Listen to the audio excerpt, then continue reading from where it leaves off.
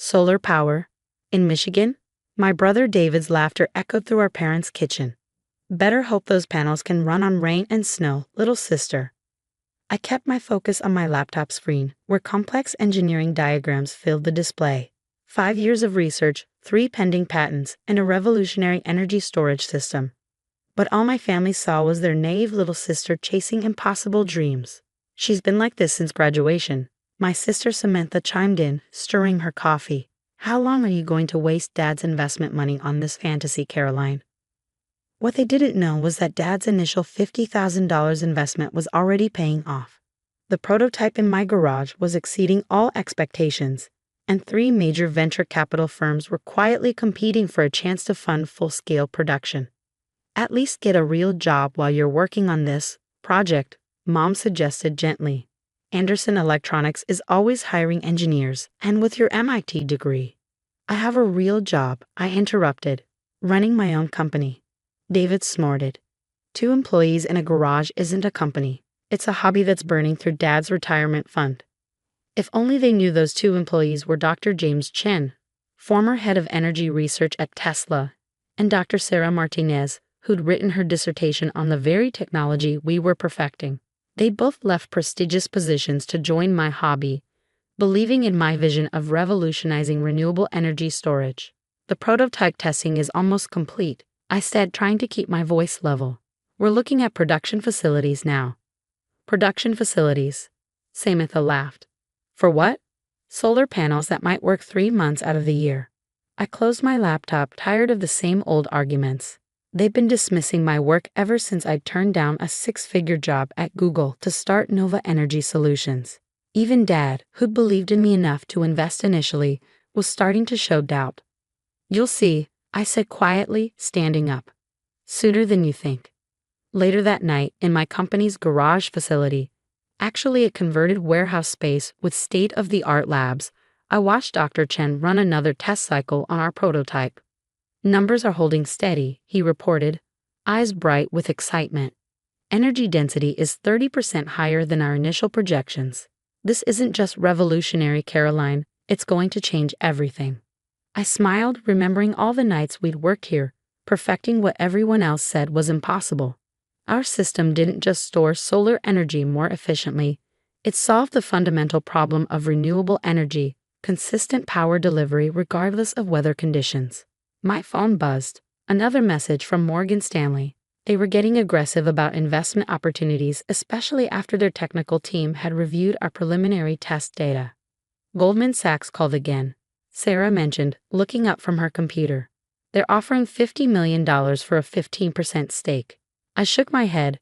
Too low, especially with these new efficiency numbers. The truth was, we didn't really need their money. What had started with Dad's investment had grown through careful management and strategic patent licensing. We had enough capital to begin production on our own terms. But we'd need partners for rapid scaling, which was crucial. Climate change wasn't waiting for anyone. Caroline? Sarah's voice pulled me from my thoughts. You should see this. She turned her monitor toward me. On the screen was an internal memo from Anderson Electronics, leaked by one of our industry contacts. They were desperately trying to replicate what they thought was our approach, unaware that we'd taken an entirely different direction. They're so focused on improving traditional storage methods, Sarah said, shaking her head. They don't even realize we changed the fundamental paradigm. I thought about my family's suggestion that I work for Anderson. They had no idea that Anderson's entire research division was frantically trying to catch up to my hobby. The next morning, I had a surprise visitor at the warehouse. My father, looking somewhat uncomfortable in the high-tech surroundings. Quite an operation you have here, he said, eyeing the complex equipment. A bit more sophisticated than the garage setup I was picturing. Did you think I was building science fair projects with your investment?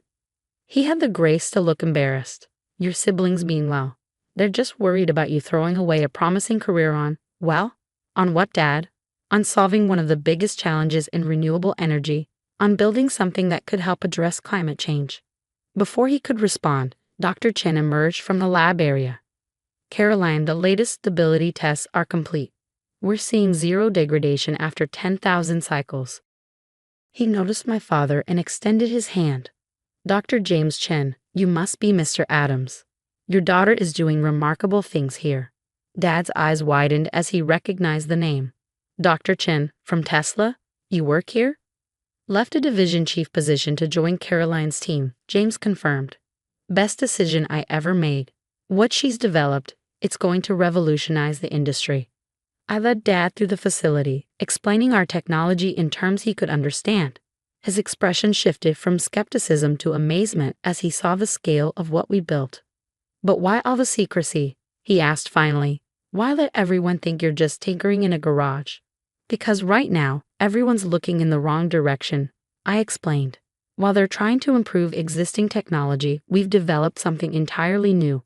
By the time they figure it out, we'll be too far ahead to catch. And my investment? I pulled up our financials on a nearby screen. As he studied the numbers, his face went pale. This can't be right. These projections are conservative, I finished. We're in talks with 3 major manufacturers. Once production begins, those numbers will likely double. He sat heavily in a nearby chair. Your siblings, we've all been wrong about what you're doing here. Yes, I said simply, you have. That evening, another family dinner. But this time, something was different. Dad sat quietly, watching me with new eyes as David and Samantha launched into their usual mockery. Still chasing the solar dream? David asked, smirking. How's that working out in this weather? I took a sip of water, thinking of the meeting I had scheduled for tomorrow with the Department of Energy. They'd seen our test results and were talking about fast-tracking regulatory approval. It's working out just fine, I replied calmly. In fact, we're starting production next month. Samantha nearly choked on her wine. Production? Of what? You'll see it on the news soon enough. Oh, this should be good, David laughed. Little Caroline's garage project goes public. Need any investors? I've got some spare change I wouldn't mind losing. Dad cleared his throat. Actually, son, I don't think Caroline needs any more investors. Do you, sweetheart? I smiled, checking my phone as another message from Morgan Stanley came in. Their latest offer, $200 million for 10% of the company. No, Dad, I said quietly, I really don't. The morning of our public launch, I stood in my office overlooking the production floor of our new facility. Below, rows of our revolutionary energy storage units waited to be unveiled to the world. Each one represented thousands of hours of work, countless sleepless nights, and years of enduring my family's mockery. The press is starting to arrive, Sarah reported, tablet in hand. CNN, Bloomberg, Reuters. They're all here, and you should see the stock market. Clean energy shares are going crazy just on rumors about our announcement. I nodded, adjusting my blazer. Any word from Anderson Electronics? Their CEO just arrived, looking rather nervous. I smiled, thinking of all their failed attempts to replicate what they thought we were doing. Today, they'd finally see how far behind they really were. My phone buzzed, Samantha calling for the 3rd time this morning. I let it go to voicemail, just like the dozen messages from David. They'd seen the business news headlines. Revolutionary clean energy announcement expected from Nova Energy Solutions. The technology we were unveiling would change everything. Our storage system didn't just work in any weather. It was cheaper, more efficient, and more durable than anything on the market. We'd already secured contracts with major utilities across the country. By the end of the year, the first cities would be running entirely on renewable energy using our technology. Caroline, my assistant knocked softly. Your family is here. All of them. I took a deep breath.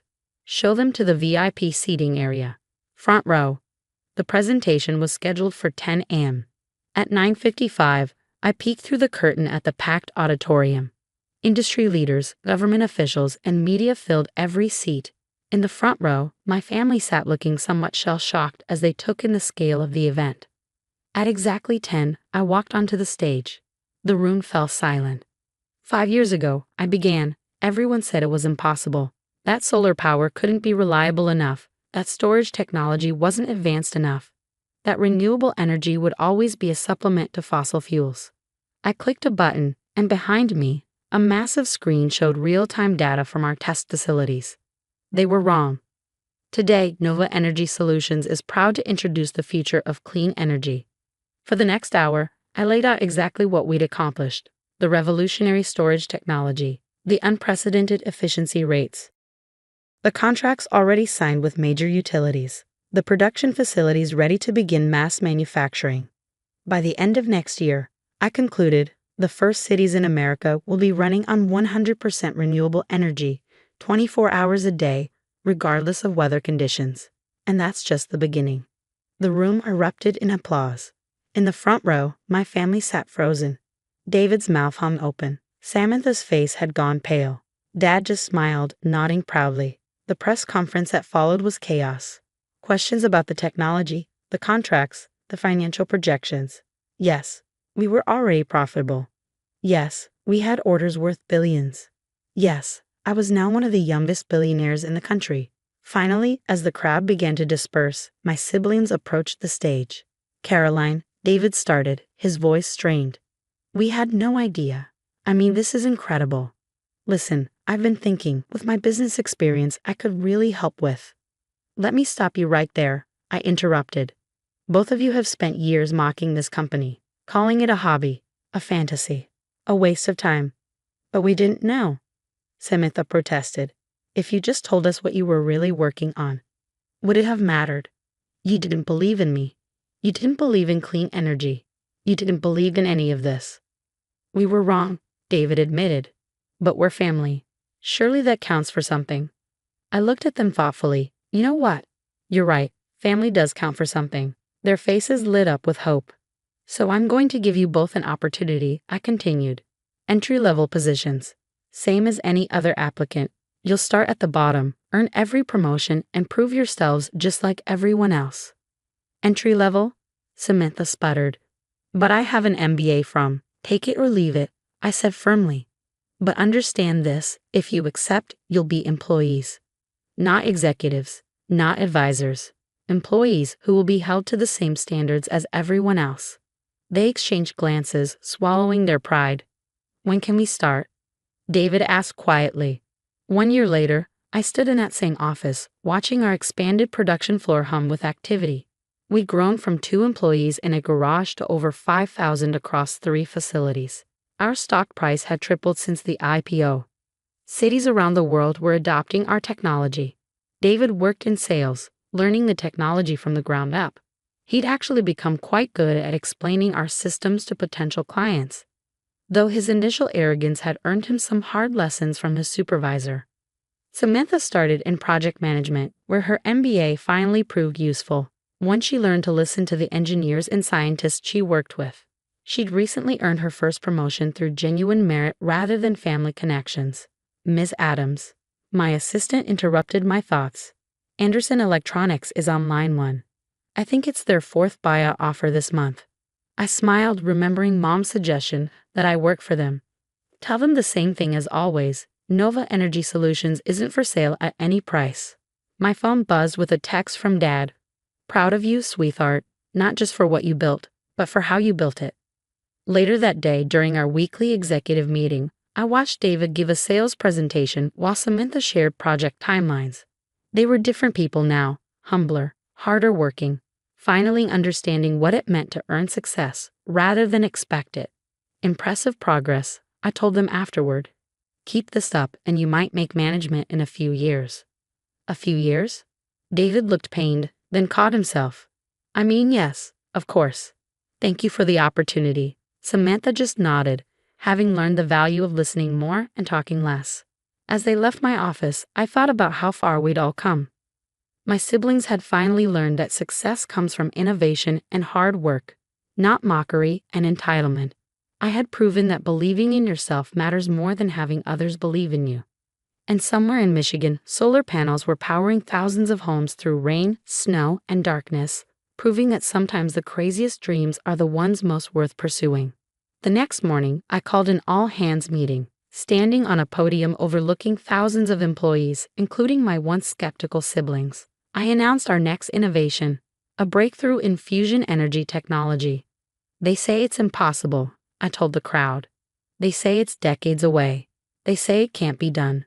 I paused, meeting my siblings' eyes in the audience. They weren't laughing anymore.